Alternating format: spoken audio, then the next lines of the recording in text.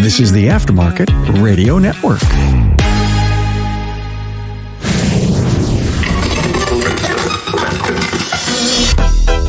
Hey, Carm here, and welcome to the 200th milestone episode of the Town Hall Academy. Now, this has been the industry's premier and original weekly subject forum since January 2017. Hey, thank you for your support in listening and watching the forum and making it a staple of information and insights for you, our automotive service industry. Wisdom comes in many sources. Now, if you think about the many mistakes you've made, and there are hundreds, me too, but the blessing that can come from failure is to think of the challenge you faced and the outcome that happened. Now, your panel today digs deep in their heart, and they share with you the triumphs that came from some really tough and low spots in their careers. I thank Emily Chung, Kelly Weatherby, Matthew Lachowitzer, and Kevin Eckler for their extremely transparent and emotional rendering on how they overcame a huge mistake and found blessings in their decision to act. Hey, always so grateful to Shop Marketing Pros and Shopware for sponsoring the Academy. Are you tired of your cookie-cutter website? Is it bringing you new clients?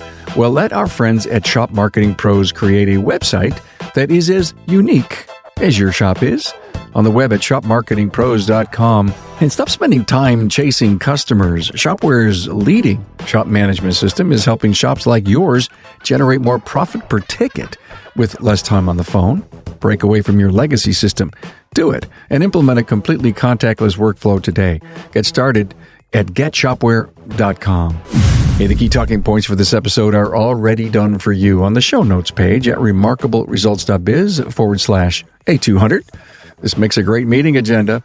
I hope you're on my email list, a great way to keep in touch with all episodes, and also you get my blog post every Monday morning. Go to remarkableresults.biz/insider. And did you see this week's virtual shop tour on aftermarketweekly.com? Go there, binge on them all. Hey, now a tale of the positive blessings that came from some very tough times as my guest shares them. I believe you can relate to these stories, and if not, use them to help you through the challenges that you can and will face.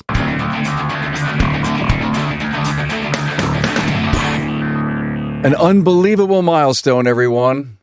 It's the 200th episode of this. We've done it nonstop for 200 weeks now, and I was so glad to have you all here and participate. And people that watch the videos over the weekend, and they go to the website and they watch it and they listen to the podcast. And it was something I just wanted to do years ago, and it was so embraced by the automotive industry, the aftermarket, and by all the guests who come on and share their great stories and their great wisdom as we try to cover a brand new single subject each and every week, as I call it, the Aftermarket's original weekly single subject forum. We're live from the Remarkable Results Radio podcast studio. Let me introduce my great panel to you. Matt Lachowitzer from Matt's Automotive Service Center, 6 locations, Fargo-Moorhead, North Dakota, somewhere out there, right?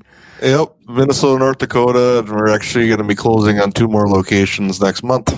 Rockin', baby. Rockin'. Congrats, Matt. Well, you need to come and tell us your growth story. Emily Chung is with us from Auto Niche in Markham, Ontario. Hello, Emily. Hello. Good morning. Emily's been on the show a couple of times. We did a great episode with her, and then we did another one, and it was another panel. It wasn't a town hall, but thank you, Emily, so much for being here. Kelly Weatherby, Accurate Automotive, Mesa, Arizona, in business with her husband, Lee. Hi, Kelly. Hello. Good morning, everyone.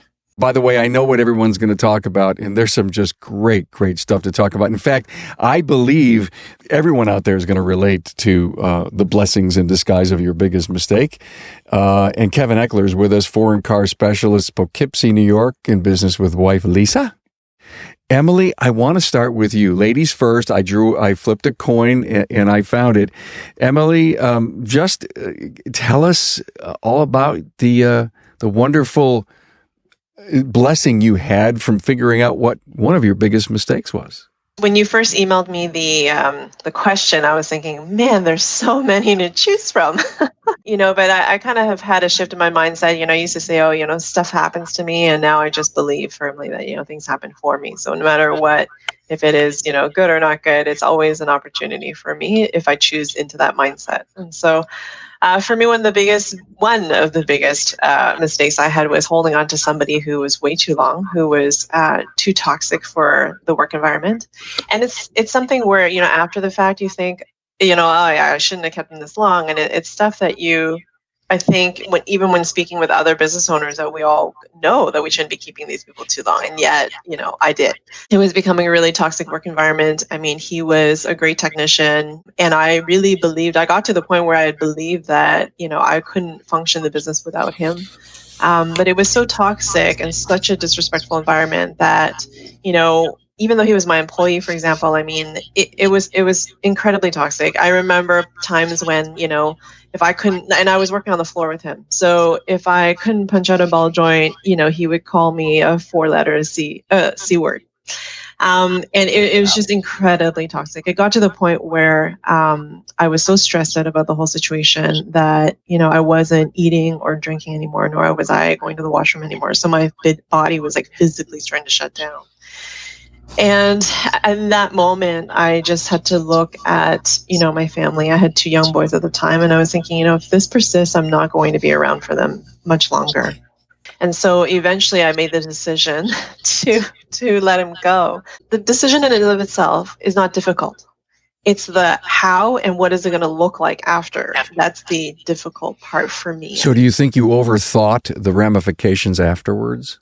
I don't know if I overthought the ramifications. I think that the ramifications that I perceived at the time seemed so real that I could not see any other option for what it could look like after. It looked doom and gloom after. Yeah. And I fully recognize that was where my headspace was at anyways. And, aside from him being a technician, because I relied on him and because he was so good of a technician, I started to rely on him for other things like business operations advice. And I mean, he'd been with me for many years. And I always say this, people don't become one thing in a day, right? It's the tiny little changes over the course of time. And all of a sudden you look at it and you're thinking, well, like, what happened, right? This isn't the person that I knew how many years ago. Because if somebody came in and changed 180 in the span of a week, that's easy, right? Like you can definitely identify that and kind of move on from there. But it was the tiny changes that happened.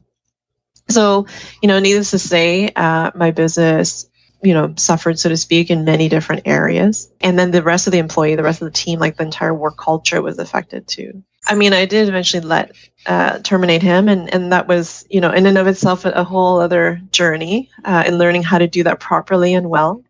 That's interesting, to do it properly and well. That's a powerful statement there and an important one. But another thought was, did the rest of your team come up to you, shake your hand and thank you? Some of them did. I think some of them were unraveled into his space too. So, and for me, honestly, Carm, like even to this day, no matter the craziness that has happened, and some of the things that he's said to me and done and everything, no matter that, at the end of the day, Carm, he is still a fellow soul walking this life journey with me. And so in terms of terminating him, I really did try to do it in the most respectful and honoring way that I could, despite everything. So that's the mindset that I have, not including all the inner thoughts that I had, of course, right, which are probably not appropriate for this PG show. Who said this was a PG show?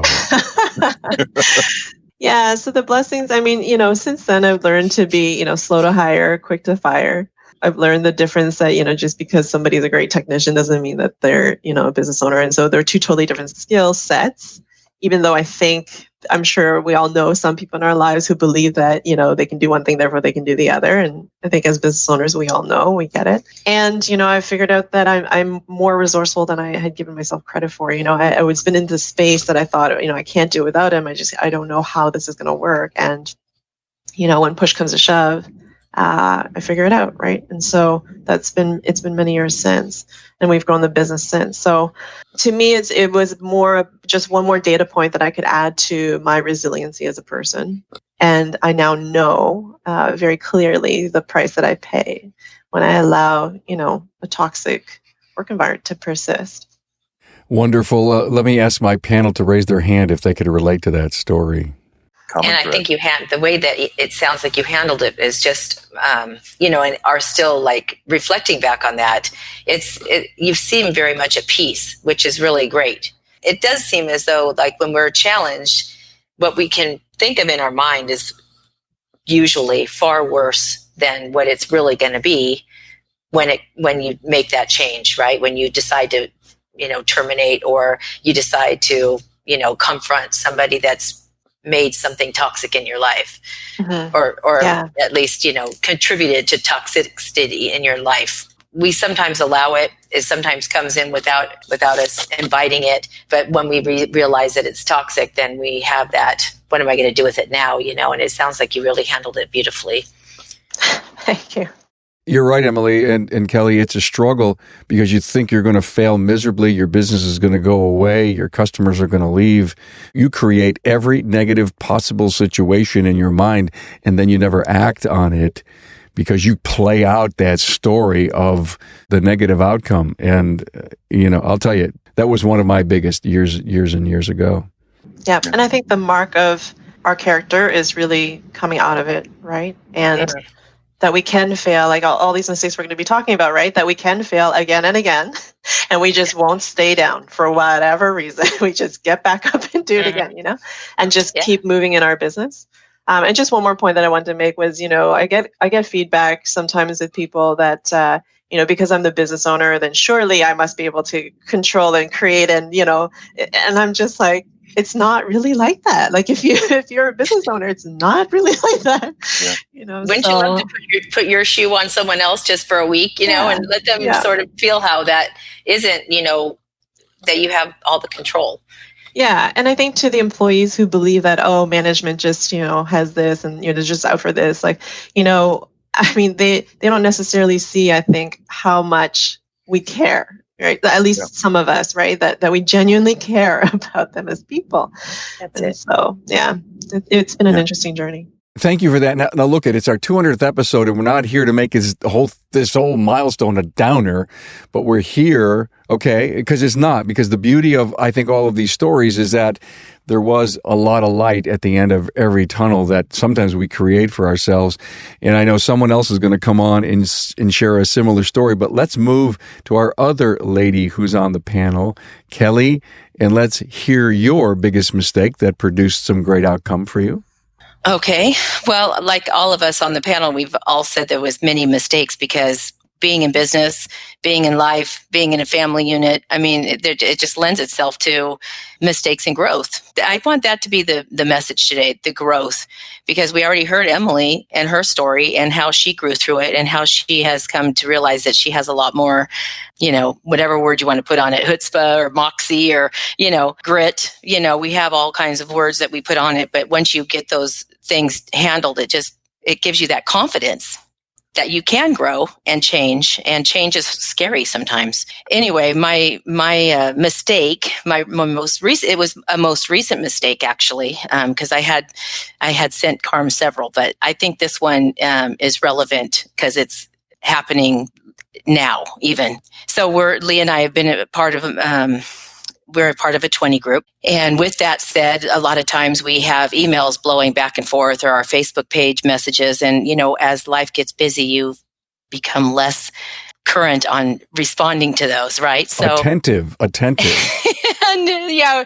Oh gosh. So anyway, Lee and I had life happening to us, and it was just, I think I said, a train wreck. So that just gives you all kinds of visual of where we were. Okay. Our business was doing okay.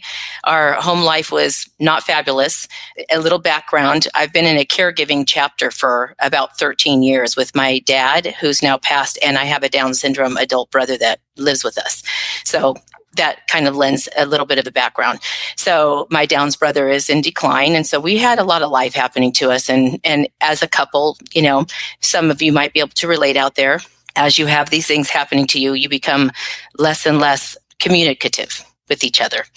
And so we were just kind of going in our own lane and not really blending very well. Anyway, we were becoming less attentive to our emails and our life and paying close attention. And so the 20 group had an email going around about a spotlight shop. And we had already had our in-person shop visit. So I was like, oh, that doesn't really relate to me. I'm just going to, put that to the side burner. I got a lot of stuff going on, whatever. Anyway, as it comes out, because we were less attentive than we should have been, we were chosen to be the spotlight shop, of course. And I mean to tell you, it couldn't have been at a worse time. We were chosen. And with that encompassed, we got 5 committees assigned to us: facilities, marketing, Lee and Kelly Headspace, because they could see that we needed some help there. And these are people that love us unconditionally, right? We've been in this 20 group for 15 or 20 years. They know us intimately. They know we've had our highs and lows. So we had these committees that were just focused on us, and that's intense. So we had a virtual shop tour, and all these things were happening. And really what came out of it was, this happened in January. And we were putting together our organization chart. They helped us with that. We got our budgeting and our finances on deck. Our Lee and Kelly Headspace committee was phenomenal. I mean, I just can't even tell you how many blessings came out of that, because not only did our business grow exponentially, our organization and our standing operating procedure manual got done, and that just helps tremendously going forward in our hiring and staffing. We got our help that we needed. And then, we've hired outside for, we're in a 36-year marriage, and, we're just getting our dialed in. It was a tremendous blessing. I can't even count how many ways it helped us. When Lee and I read the email, we both we cried. To be honest, we cried. We're like, this is terrible. This is the worst thing that's going to happen to us. And it actually turned out to be one of the biggest, most humongous blessings. Kelly, was it because you were pushed a little bit? That's 100% the reason. I mean, like I said, we were not signing up for it. It wasn't a good time. Like why in the world would you sign up for a spotlight when you're in the worst possible But you space didn't sign up. No, we never, no. You were voluntold. Tag, you're it. Yes, exactly. And anyway, it just was a tremendous growing time. This year has been a tremendous growing time. In one of our other times together, Carm, I've spoken of how I have my new lane, and I'm just handling marketing now. And I've taken all the other busy work off my plate. We have a finance manager now. He handles all that is banking and all the money and the receivables and payables and all that jazz. So I'm a one lane girl now. I'm in my marketing lane, and I am just loving life. And that came of the Spotlight Shop. Thank you. Great story. Anybody here can relate to something like that? I'm seeing all the head shaking here. Yeah, okay. I got out of my comfort zone. I was pushed into a zone I didn't want to be in, but when I came out, I was a new person. I was better. Both you and Lee. That's exactly right. And our whole team. I mean, it not only helped, our lives, but it helped the lives of the people that work with us in our culture. And, we've brought on new people, and it's just tremendous. It's it makes me emotional to think about how many blessings it was. We can tell. We can tell from the side of your story that it was so deep. And thank you for that honest and transparent story. It was great. Not many people can come up and tell a story like that, who don't have the level of confidence that you have now, or it continues to grow each and every day.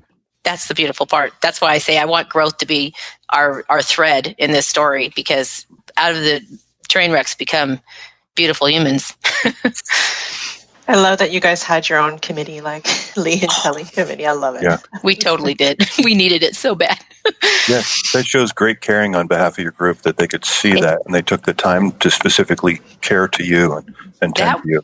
That was the humbling experience of the bottom line was these people are also running, their shops are moneymakers. They're successful. They have successful shops and lives, and they're also busy. And when we would have these times that people were donating to us, it was just so humbling. We had to find humility and put our pride aside, because they were looking under all the deep rocks. And it was really, think about that. Think about in your workspace, how many times we don't want to unload we don't want to expose the warts. And boy, we had them out the wazoo. They were looking everywhere. And they found them, and they corrected with criticism, constructive criticism. And we had to be we were in the perfect place because we knew we needed to be humble and put our pride aside. Hey, Carm here. And coming up, Kevin Eckler shares his most fatal flaw in not seeing the bigger picture. Now, you got to hear this. Shopware's innovative shop management system will give you back your time and put more money in your pocket. Make the switch today and watch technician efficiency gain 20%, enjoy increased recommended service, and even grow the highest parts profit margins ever with the smallest amount of work. Steve from Automotive says, I love that Shopware lets you complete every estimate on the inspection, and we even have a higher ARO, receive more approvals, and have had a significant increase in revenue. With our previous SMS, estimating was limited because it was so time-consuming. This impacted not only what we could sell on each customer's current visit, but also what we would have prepared for following visits. Hey, your peers are happy. Let Shopware work for you. Book a demo at getshopware.com. Hey, Carm here. Have you heard this before? If you need something, we're just a phone call away. But then when you need something and you make that phone call, nothing. Well, if you needed something from your marketing company right now, today, could you get their help? Or now that they've got your money, has the personalized attention just faded away? Well, we've all experienced something like this. If you want that to go away, I want to introduce you to my friends over at Shop Marketing Pros. Shop Marketing Pros is a boutique marketing company. Now, what that means is they're small. It also means that they know their clients because they communicate with them regularly. If you're tired of working with a big transactional agency who treats you just like another auto repair shop, well, it's time to talk to the folks over at Shop Marketing Pros. They are a real phone call away. Find them on the web at shopmarketingpros.com. A great part of this story, everyone, tell me if I'm wrong, is the more successful you get, the more you're willing to give and help. Yeah. 100% true. Advice is only good if you're willing to accept it and listen to it also. We could have not grown. We could have chosen not to expose any of the warts. We could have just been, let time take its toll, get from January to September when we were not the spotlight shop anymore, and then be like, we didn't grow. We didn't, it didn't hurt that bad. No, this one hurt. And we were willing to take the pain to grow through it. And it was perfect timing. And talk about piled high and deep. Now, you take that little can of cheese called COVID and you put it on top of everything else, right? That's a compounding factor to the nth squared degree, whatever that is. That was up there. That was one of my, blessings in my line items was, listen, if we would not have had that, we would not have been prepared for what happened. We would have, who knows what. But we were supported with our group. We were supported with our affiliation with ATI. We were just instructed so well. And it helped us get through that super whitewater time. Oh gosh, that's such a huge blessing. We were ready to, we already were working hard. So it wasn't like, oh, now we have to work hard because we have COVID or the pandemic or whatever you want to put it, crazy times. How many times have we all on this panel said, I can't work any harder? Have you ever said that to yourself? I felt it. I don't know that I've said it out loud, but I felt it. When you've worked so hard and so passionately for all the right reasons, for all the right purpose, and then you stop and you ask yourself that question, it's not termination. It's not like I'm going to quit. It's one of those, I can't work any harder. You're just thinking, I'm going to coast for a little bit. I think you have to say it in order to put it out of your mind. You have to say it so that you keep doing it. I can't work any harder, but I can. As you're still working hard. Yeah, that's right. That's right. And like our shop was successful. It wasn't like we were going in the tank, but it just propelled us to be even more successful. You know what I mean? Because it's usually just the little tweaks. All this is tugging at my heart. Thank you for being here. It's the 200th episode. This is all positive stuff, even though we're talking about things that kind of got us to the bottom and then up to the top. Let's go over to Kevin. I'm going to save my favorite, one of my favoriteest guys until last. Kevin, you don't mind? Don't mind at all. You and Emily have a similar story.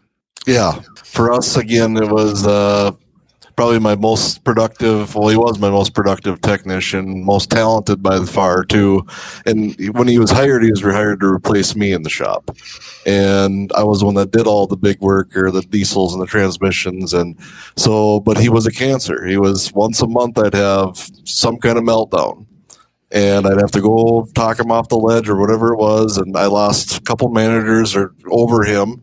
And it just got to a point where we had to make a decision. I go home, 3-4 times, a month saying I got to fire him, and I never do it because I look at the report and I'm like, I can't fire him. He's killing it. And on top of that, then I have to go out in the shop, and I didn't want to do that either. This went on for, I hate to say this, but it was 5 years. Eventually I made the decision that it was time to go. And the other thing was he was perceived as very well liked by all my team. Like, everybody went to him for help, and everybody seemed to like him. And so I was worried what firing him would do to my team. And so when we finally did fire him, we had a record month the following month short him. That really opened my eyes to maybe we need to make some other changes as well. And in a course of 4 months, I actually got rid of every piece of cancer that we had. And we ran short staff for a few months, but it attracted better people too, because I had a phenomenal tech apply after he was gone. And he's like, I knew he worked here, and I knew what kind of person he was, and I didn't want to work with him.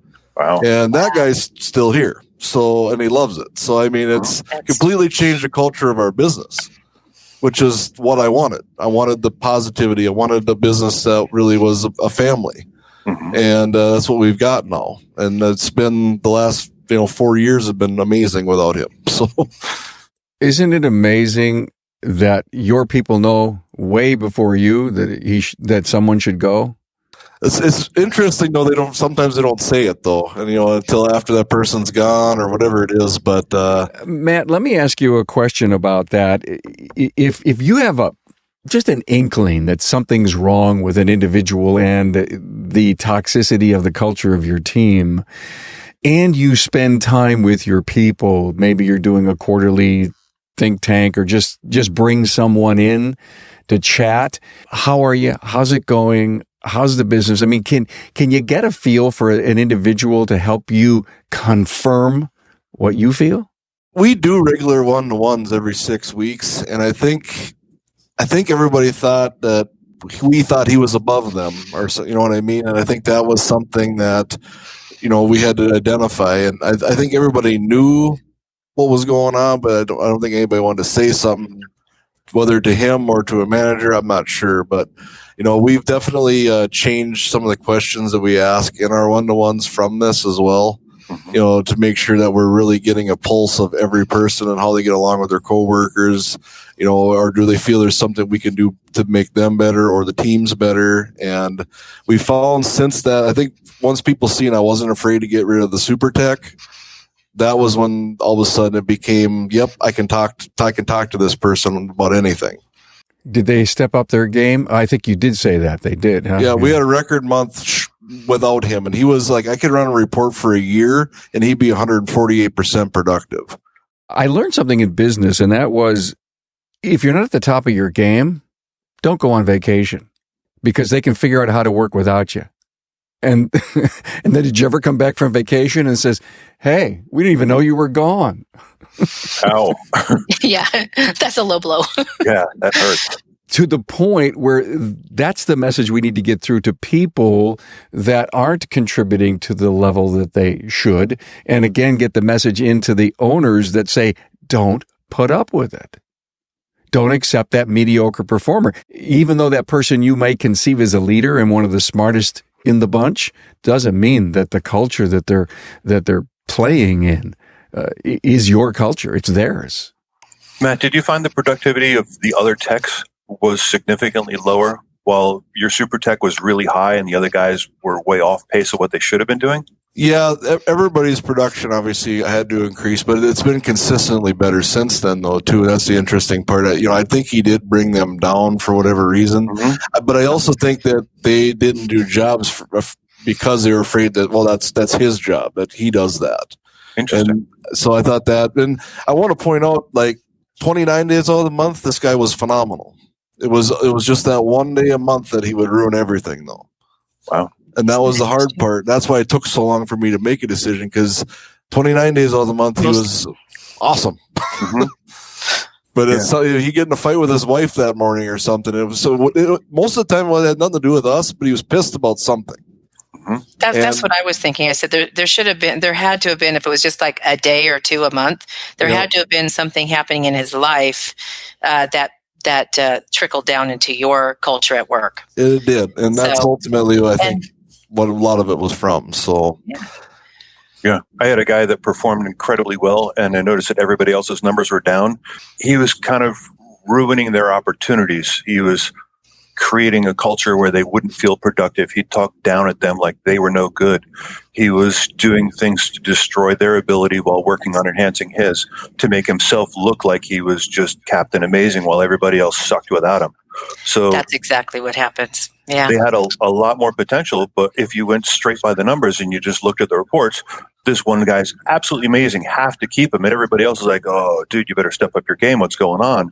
When they were actually being sabotaged by the guy that was destroying the culture and everything else. That's why I was curious about your numbers. One thing that we changed too since that day is I make technicians do personality assessments as well, and I do that. I won't even hire you unless I know that you're going to fit our culture.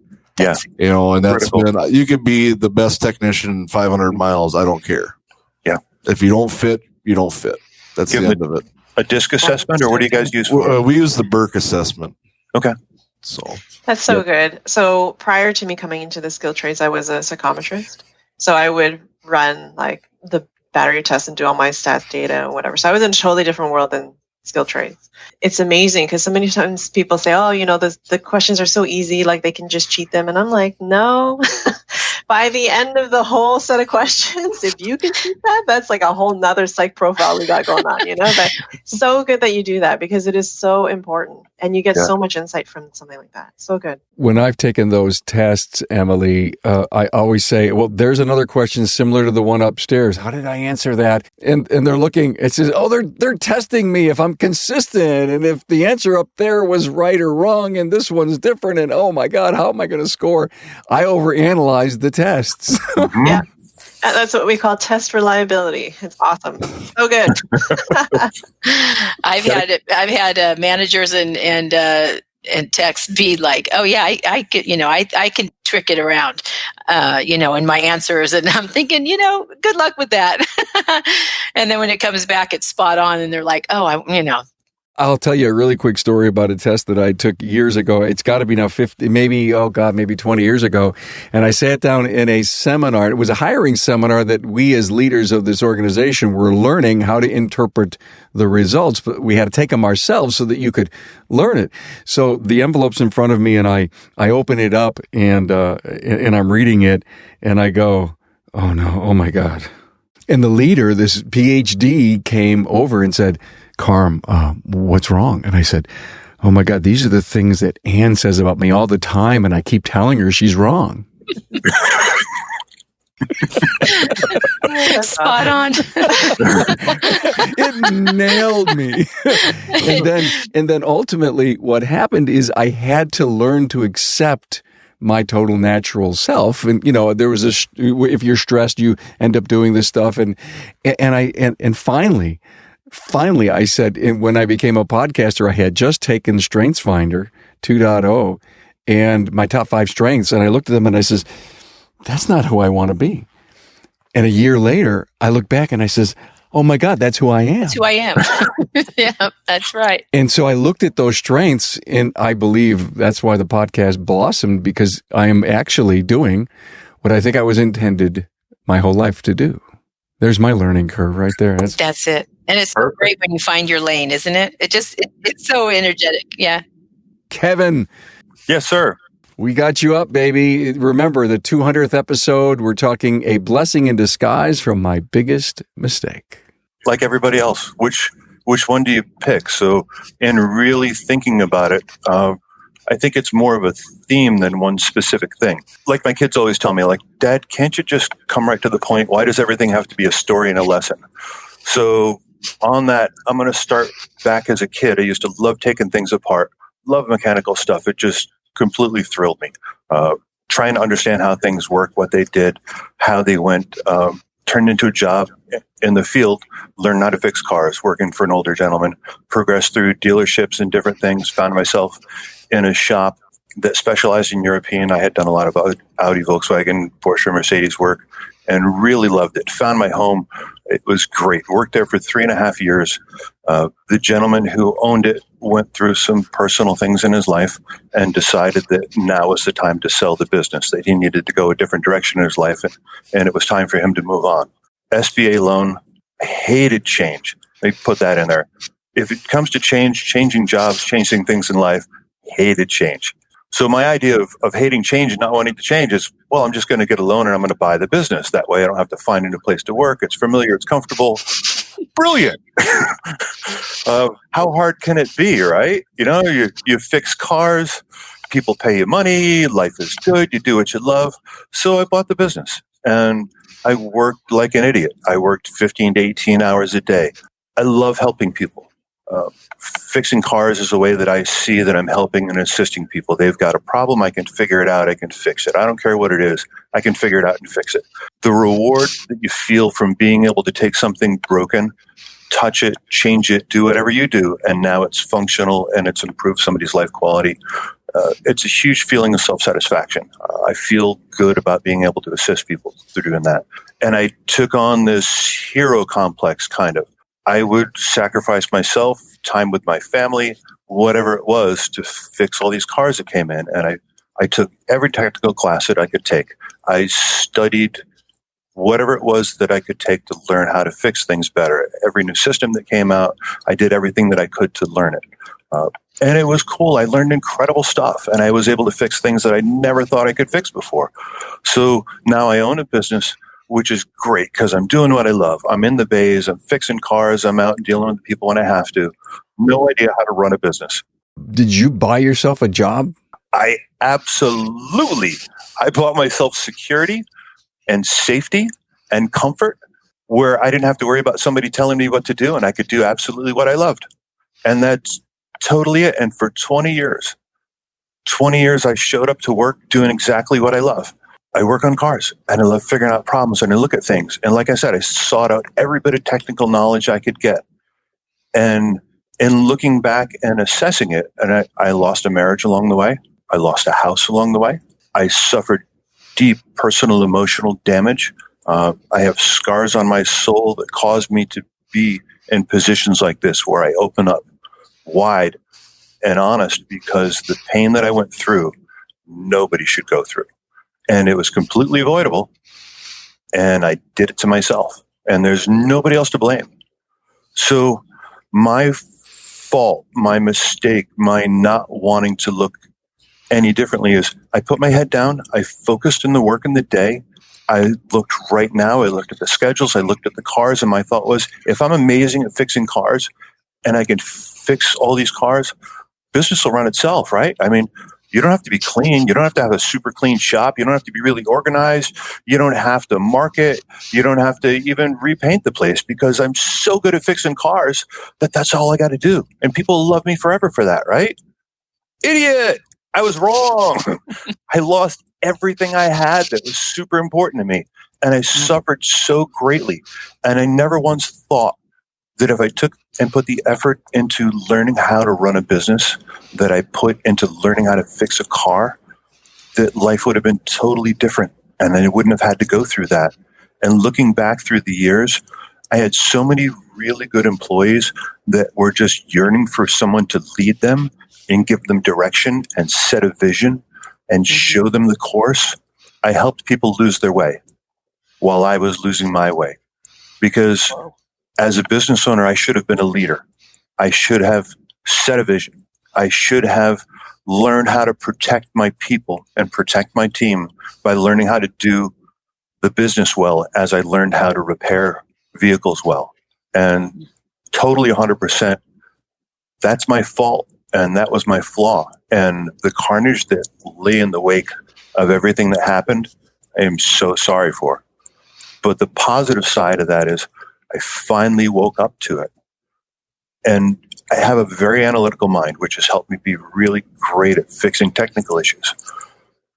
And I never thought to turn and look and go, all right, this is now where my focus needs to be. I need to look to the direction of the future instead of just looking at the schedule for right now, tomorrow, next week. I have to fix this and that and that. I turned and I thought, I've sacrificed my kids' future and time with them. I've sacrificed financing for my family. I've sacrificed security for my family and for the family of those people that work for me to feel good about fixing something right now. And for 20 years, the feel good was more important than being who I needed to be. It was safe. It was secure. It was like, you try this, and when it goes really bad, you come right back over here, and I'm good, and I'm safe, and I've got it, and nobody can hurt me here because I can do this, and I'm amazing. And then I step back, I'm like, holy crap, I am just throwing everything away for that. Everybody's got a different tolerance for pain, and everybody's got a different pain level, and they'll put up with countless amounts of stupidity and suffering before they finally go, why the hell am I doing this? There was one point in my life where I had looked for management help, and I had gone to one class, and the person that I went to was so pushy and so aggressive. When you push me, I push back way harder. Me and my authority issues. Yeah. So when you try to tell me what to do, if I'm not ready to hear it, you got a fight on your hands, and it's a hard and ugly fight. But I finally had broken my pride and my spirit enough where I thought, this is going nowhere. I've got 20 years into this, and I've fixed an awful lot of cars, and I have a toolbox full of crap and junk all over the place. And what do I have to show for it? Really nothing. I have pain and suffering, and this tiny little thing that I hinge on my momentary feel good to justify it all. That's when things pivoted, and I'd gone to every World Pack training class that they'd ever had, their expos, but it was always technical.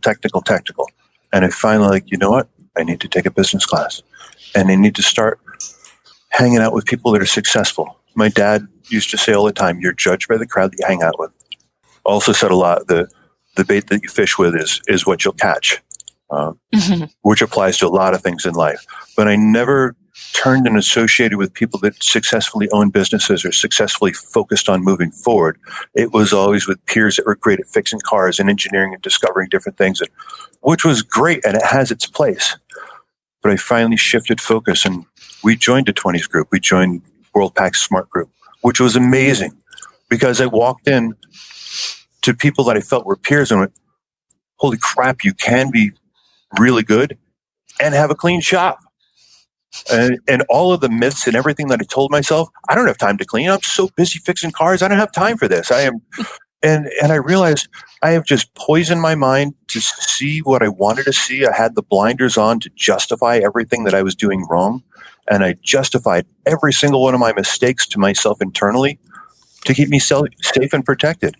And the reality is you can have a really clean shop. We emptied the shop out. I threw away projects that I had invested tons of time and ton of money in.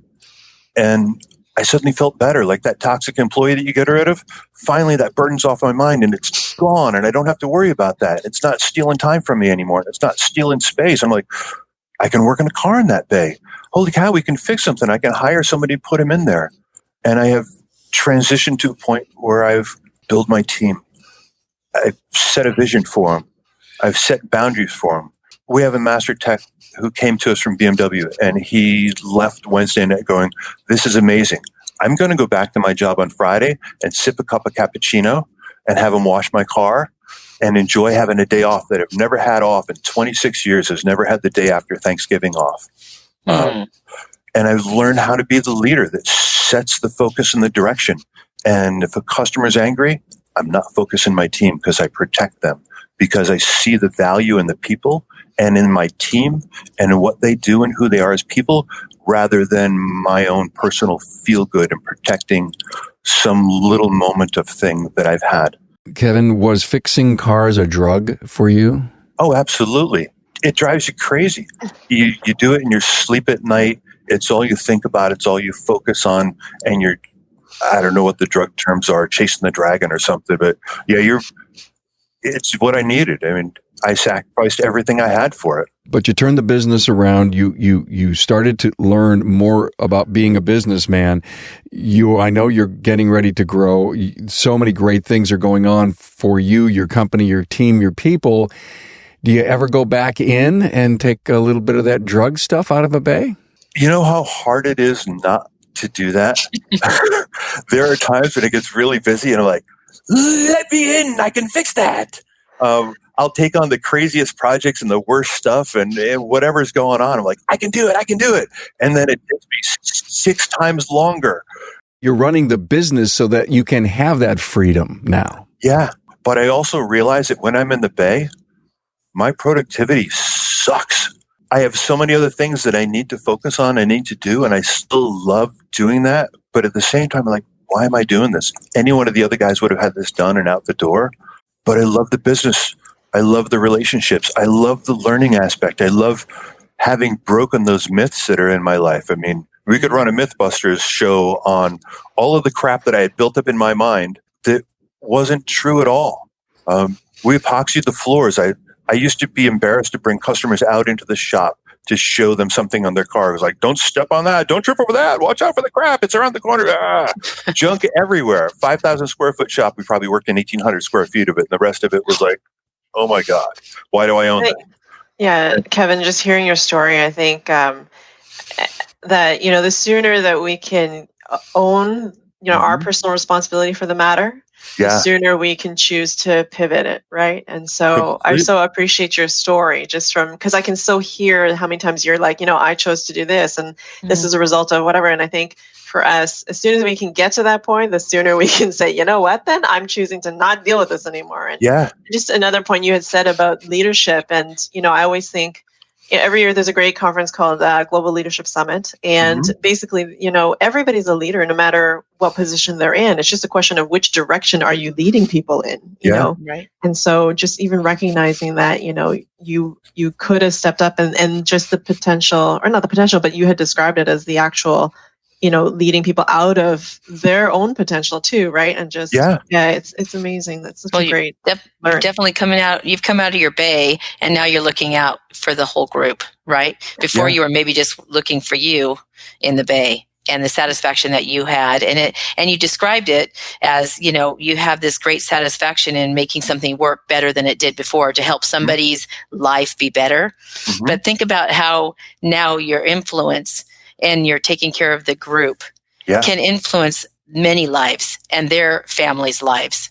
Because really that's what we do when we lead somebody into a better path is we look for them to be better, which makes us better, which makes their families better and our family better. So instead of just being in your bay where it made you who you were, now you can influence this group of people so that they can be better humans, so that it makes our existence happier and more cohesive.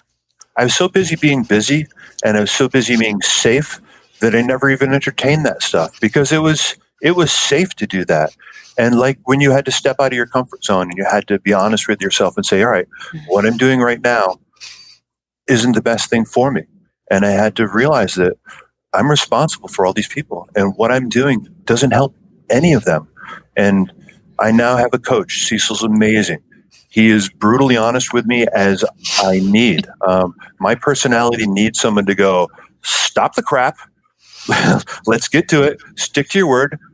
Do what you said you were going to do. Let's be accountable, and let's make this happen. I wrote down the word blinders on when he said that. And I can't emphasize that enough because, Kevin, there's thousands of people in your position in this industry right now, thousands of them that will not embrace that formal business education, A20 group, a coaching company, will not listen to the podcast because they think they know it all. And this story had to be told. The reason I left Kevin for last, I knew what his story was going to be. I've heard it before. You say it so eloquently and so transparently and so honestly. I can't thank you all enough for being here. And I think the whole theme of this thing was, we have our blinders on every once in a while. Every one of your stories was the blinders were on. And it's, I think of that horse, we want him to go in only one direction down the highway, and we put these blinders on while he's running a race. Well, we always seem to be running a race, and we always seem to have our blinders on. Your show is like checks and balances for our life. Every time I try to lie to myself and tell me that I don't need this, and I listen to a podcast and somebody reinforces exactly what I need to hear, which is, I never looked for this stuff. I never looked outside of my own little world to know that this existed, which is why I encourage people, and I'm on groups and I'm on blogs, and I talk to people like, here's amazing resources. Take advantage of them. Be honest with yourself and look and see. And look at all these people that have succeeded. Sharing in this kind of group setting or any group setting that you can share your story and expose those warts that I talked about and help people know they're not in the boat alone, because so many people are listening to podcasts right now and thinking, oh, I've got that horrible person in the shop that's toxic to my culture. Oh, I have a relationship with my husband or wife that needs some work. Am I willing to put it in? Oh, I have, had carnage in my life, and am I willing to accept that as, a mistake and grow from it? And I mean, you say the growth in Kevin that he's talking about is just, exponential. Is what a great experience. And I'm so glad to have been here to hear your story. So thank you for sharing. So great. Yeah. And I have to be open and honest with it, because if I can save one person from going through this, it's all worth it. I think, that's the biggest thing is that we can present the hope, right, and the reality of coming out of the situation, because we know we're not alone, right? Yeah, and sure. So, but it's just sometimes just seeing that somebody has been there and done that, and this is how they got through it, is encouragement. Andy Bizub, a great friend of the show and a shop owner, said one day that the podcast is like a 30-minute 20 group.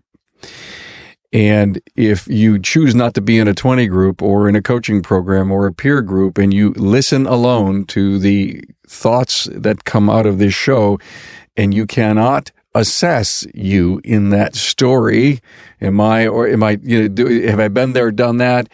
And you cannot then get help, then you're stuck in the Kevin Eckler thing, that spin, Kevin, that you were in. We should call it the Kevin Eckler deep dive hole. It's the rule of holes. You have to know when to stop digging, right? No doubt. And like I said, we all have different pain tolerances. Apparently, I have a really high tolerance for pain, because it's been 5 years out of the hole, and the turnaround in my life is amazing. I focus on my family. I don't sacrifice them like I used to, although it's still fall back into some ruts. I try to lead my team and provide a vision. I think my quality of life has gotten tremendous. I have a wife that supports me in ways that I never thought was possible. I have changed my bad decisions, and I have no one to blame but myself. I've changed my poor decisions, my unwillingness to look outside and to face my own mistakes. And my changes have been, ask Cecil, really slow. He's like, you got to do this. Trust me, try this and that. And I'm like, I'll try 10% of it, but I'll hesitate on all the rest. And then, that's my wife. It sounds like Kevin goes in the shallow end. Lee and I just jump in the deep end and hope we know how to swim. So I'm like, we're the opposite end of the spectrum than you, Kevin. We just drive right into that. I hate cold water. I am not going in there. No. And then I tried to okay, it's not that bad. All right, wow, that really worked. And then 3 years later, it was like, dude, every single thing I've told you has worked and has brought positive results. Why don't you try the rest? I'm like, I'm still fighting the excuses, but the change in my life has been amazing. All right, everyone. Hey, listen, this was the 200th. I couldn't have asked for a better panel. I'm going to pat myself on the back by picking you all. Thank you so much to be here to celebrate the 200th. It's tough for something like this to end, but it has to. And it's almost like we could go on for 2 hours and it'll be classic podcasting. Thank you to Matt Lachowitzer from Matt's Automotive Center. 6 locations and growing, Fargo-Moorhead, Minnesota area. Emily Chung, Auto Niche, Markham, Ontario. Kelly Weatherby, Accurate Automotive, Mesa, Arizona, with husband Lee as they climbed out, and great story. Kevin Eckler, foreign car specialist, Poughkeepsie, New York, with wife Lisa. Now, Lisa said she wanted to know what you were going to say, and she thinks you know, so I would love to know later. Email me, Lisa, and tell me if Kevin bared his heart and soul to exactly the tune you thought he was going to. Thank you all so much for being here and celebrating the 200th, and for your great, honest, and transparent advice to the industry. Thanks for being on board to listen and learn from the premier automotive aftermarket podcast. Until next time.